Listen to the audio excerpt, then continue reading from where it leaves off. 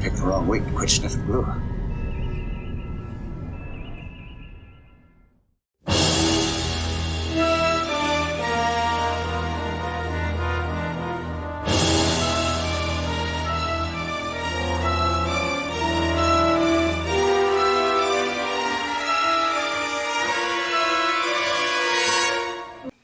Okay, I have to say that one of the most enjoyable elements of making this kit was doing the flocking. Doing the flocking on the chairs and on this footrest. I think that was the most fun. And it was the biggest bang for the buck as far as instant gratification as how the thing looked. It's like instantly done. It's you put the flocking down, and it's like putting 9 coats of paint on it. It's beautiful, and it gives it such a finished look, an unusual look right away. Also, I'm just going to go from feature to feature. I think the getting the cages and the big brake light cage, getting those 3D printed, I think was a game changer, only because I don't think I could have made anything that nice with the bending wire or even using the kit parts. The kit parts for that were not that great. So having the ability to get these designed for me and me printing them out, I think it made a tremendous bit of difference. Going from front to back, if I had the ear of the guy who makes the kit, Mr. Mike of Mike's Models, this piece here is probably the weakest link as far as it being bowed and out of shape.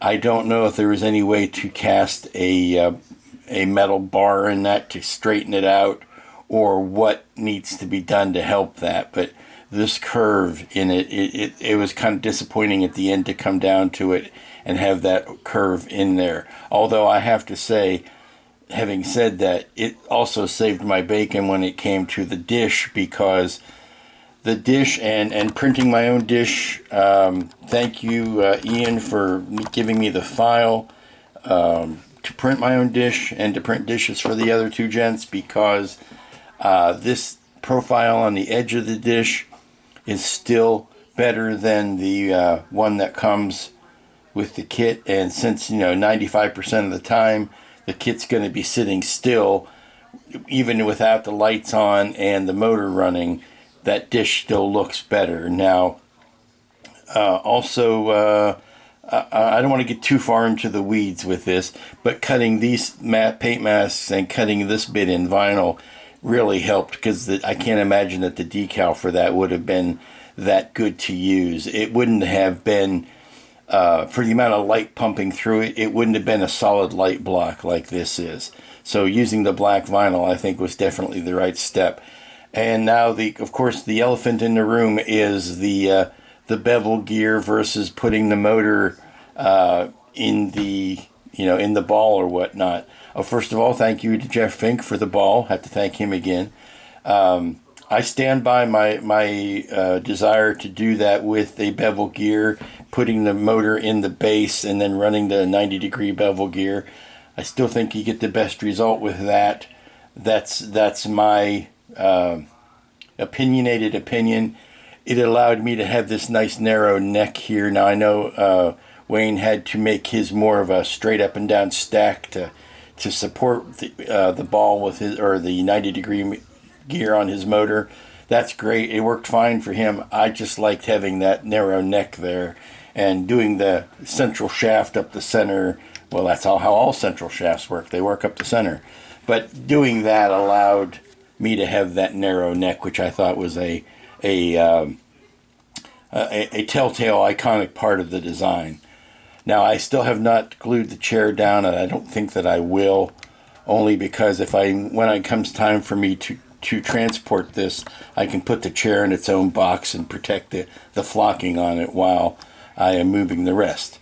But you all came to see the party piece of everything turning, and here is the motor, of course, in the neutral position. I'm going to put the camera up. Let me turn this light out so that you can see. The lights are all lit. I have my birthday as the target date. The brake light is on. The date lights are on. And when time comes to turn it on, you push the key forward.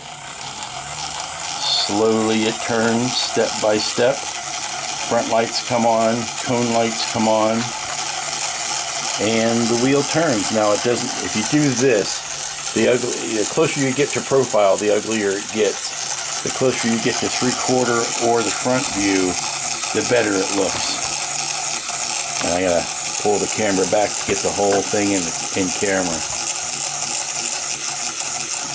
And then of course you can speed it up.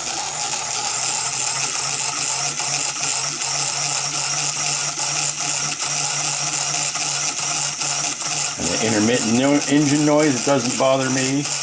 I do have to make sure that this wobble is away from the edge of the rail here. And then we shut it down. Brake light comes on, engine stops, everybody's happy. Again, side decals I put on, I did not put on these decals. And I did use the base with the wheels in it. I think it obviously makes it move easier. I did put the front feet more like a shopping cart than how they're supposed to be. They're supposed to be splayed out this way, but I put them all facing forward. So that's my party, and I'll cry if I want to. But the key is removable. That was one of the that was not an official requirement, but everybody was going to do that. The official requirement was that the arm of the chair come up, and that was accomplished. Here, I'll show it to you on this side, that this arm of the chair was on a hinge. That was the first requirement, and the second requirement was that everything lit up and spun, and I've accomplished both of those. And this is going backwards. Of course, we've got the dates spinning and doing the date lights lighting up. I did change the programming just a tiny bit so that when these blinked, it would, instead of going yellow, yellow, yellow, green, it goes yellow, yellow, yellow, yellow, yellow and green, and then yellow, yellow, and then, you know what I mean. Eventually, it's green, yellow, and red all at the same time. I will shut this off now. Oops. And it goes to a stop. But that's the time machine.